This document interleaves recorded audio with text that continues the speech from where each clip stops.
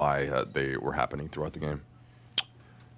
Yeah, I mean, we knew ahead of time that they were going to shock or blitz at times. No, I'm not sure why we were so surprised by that. Then a number of them were playing in tight spaces, and the number of them were just, dribbling off the ball for a foot and dribbling the ball out of bounds, passing to Malik Beasley so he can make a three. They capitalized every time we made a mistake.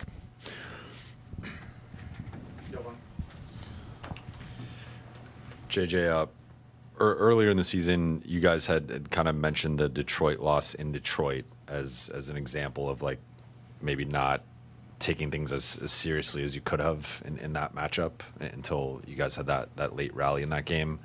From like a progress perspective, how much progress have you seen from the group since then, and how much of it might just be it's a young athletic team that plays really physically and has certain advantages? Yeah, no, I know what you're getting at, or what you're trying to ask, rather. I think we've had a lot of progress. I think outside of the turnovers, we played a really good offensive basketball game, and I don't know. We'll get the report later tonight. I don't know in terms of what our half court defense looked like tonight in terms of points per possession. I don't know what their sort of expected shot value was on all those mid-range shots they took.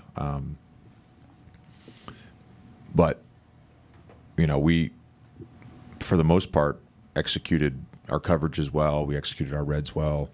The only thing we didn't do at times well was our blues in the post against Cunningham and Harris. But defensively, I thought we had the right intent, and offensively, I think we tried to play the right way. We were ready to play tonight.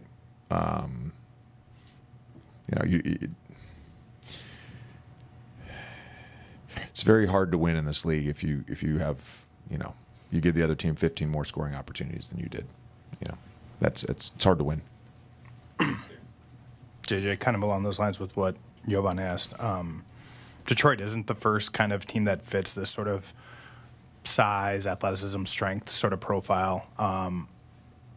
Do you feel that forced you guys into some of those mistakes that led to that disparity? And then, yeah, our guys don't want to give the ball away. I know that. And how do you counteract it? Because you will see other teams that play this way. There's teams you haven't played yet this season that do it a lot. How can you guys match physicality and strength and stuff like that if that isn't necessarily inherently? We've done it before. You point to the first Minnesota game. We did it. Didn't do it the next time we played Minnesota both times, but we've done it before. Dave?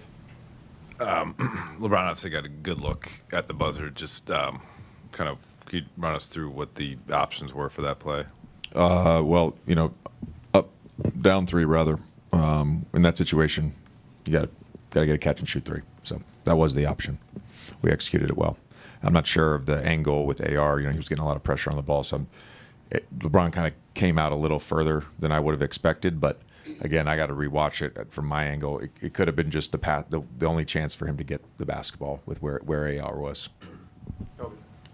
JJ, this is the third game in the last 5 you guys have finished with at least 20 turnovers. I know tonight you mentioned not handling the way Detroit blitzed you guys well. Is there, I guess, a through line that you saw between this game, the Minnesota game, and the Memphis game that, I guess, with the turnovers? All very different coverages. I think you have to certain turnovers are just, I don't know what the exact word is. Certain turnovers are unforced, and then there's what you're getting at is sort of the forced turnovers, and what Dan was getting at, which is the forced turnovers. I think just not trying to play in tight spaces, draw the crowd, don't play in a crowd, and did a lot of playing in crowds today. Hey, JJ. We're obviously a week away from LeBron's 40th, 28, 11, 11 tonight, his 8th triple-double of the season. What impresses you the most about what he's doing at this stage in his career? Just the competitive stamina to be able to dig deep and find it time after time after time, not get bored with that. It's impressive. Hey, JJ, I saw D'Lo go to the locker room. I think it was early in the fourth quarter. Was there an injury, or do you have any sort of update? Yeah, he's there? getting his thumb or his hand. I'm not sure. Just something on his hand checked out. Coach, there wasn't any moments with Traore or Coloco out there. A lot of small ball lineups. How'd you feel those small ball lineups did tonight?